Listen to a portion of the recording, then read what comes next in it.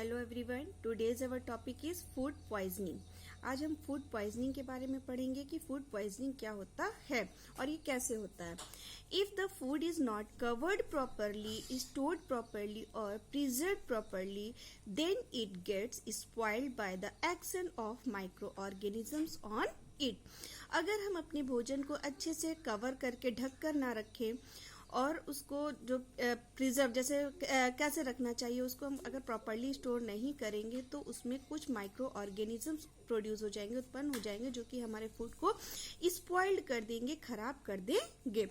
Micro organism that grow on our food sometimes produce toxic substance. जो micro organisms हमारे food में grow कर जाते हैं वो कभी कभी बहुत ही टॉक्सिक सब्सटेंस यानी कि जहरीला पदार्थ उसमें उत्पन्न कर देते हैं।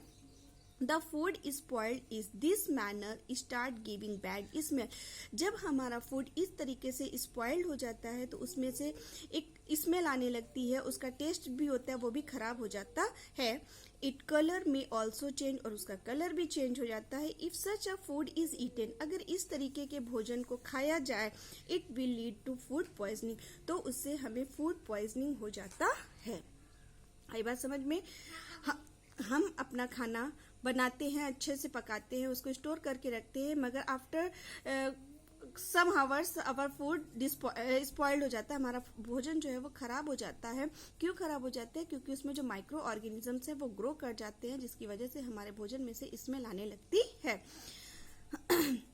The diseases caused due to the presence of a large number of microorganisms is the food or due to the presence of toxic substance in food formed by the action of microorganism is called food poisoning। तो अगर हम food poisoning की definition देखें तो क्या होगी? The diseases, ऐसी बीमारियां जो कि caused due to the presence of large number of microorganism, बहुत अधिक microorganisms की प्रोड्यूस होने की वजह से होती हैं और हमारे भोजन में टॉक्सिक सब्सटेंस के मिल जाने से होती हैं, उसको फूड पॉइजनिंग कहते हैं।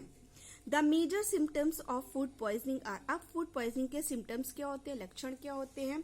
तो इसके लक्षण होते हैं वॉमिटिंग आना, diarrhoea, pain in abdomen, headache and fever. ये सारे सिम्टम्स होते हैं। Food poisoning can cause serious illness and even death. और फूड पॉइजनिंग की वजह से कभी कभी बहुत ज्यादा वीकनेस हो जाती है और यहाँ तक कि डेथ भी हो जाती है।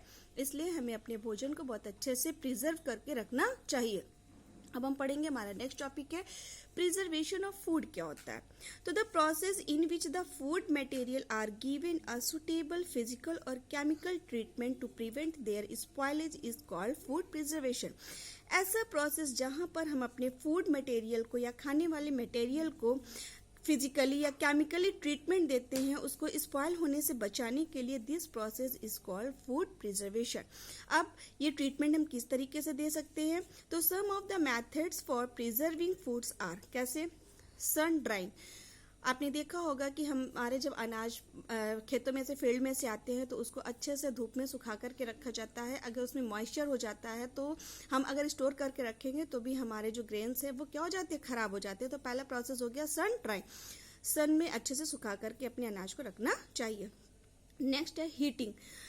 हीटिंग करके भी हम उसमें प्रॉपर हीट देकर भी उसमें जो बैक्टीरिया है, जर्म्स है, हम उसको किल कर देंगे और हमारा फूड जो है वो क्या होगा, प्रिजर्व हो जाएगा, यानी कि स्पॉइल नहीं होगा। कूलिंग के द्वारा हम अपने खाने को फ्रिज में रखते हैं ताकि वो ज़्यादा समय तक स्टोर रख सके।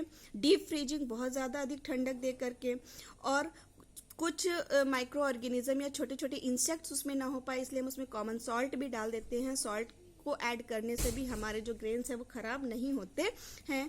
एडिशन ऑफ शुगर को भी ऐड करने से, जैसे जैम वगैरह है इसमें शुगर पड़ा रहता है तो जिससे हमारा जैम जल्दी खराब नहीं होता है। नेक्स्ट है addition of mustard oil and vinegar. Mustard oil और विनेगर डालने से हमने देखा होगा अचार वगैरह में या जो पिकल्स होते हैं उनमें ऑयल पड़ा रहता है और विनेगर यानी कि सिरका भी पड़ा रहता है, जिससे वो काफी दिनों तक स्टोर हो सकता है।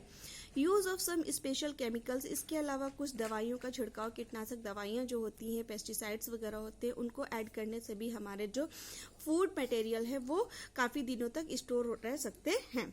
इसके अलावा है packing in air tight packets. अगर हम किसी चीज को एयर टाइट पैकेट्स में रख दें तो भी वो काफी दिनों तक खराब नहीं होते हैं। तो ये थे हमारे प्रिजर्वेशन ऑफ फूड, किस तरीके से हम अपने फूड को प्रिजर्व कर सकते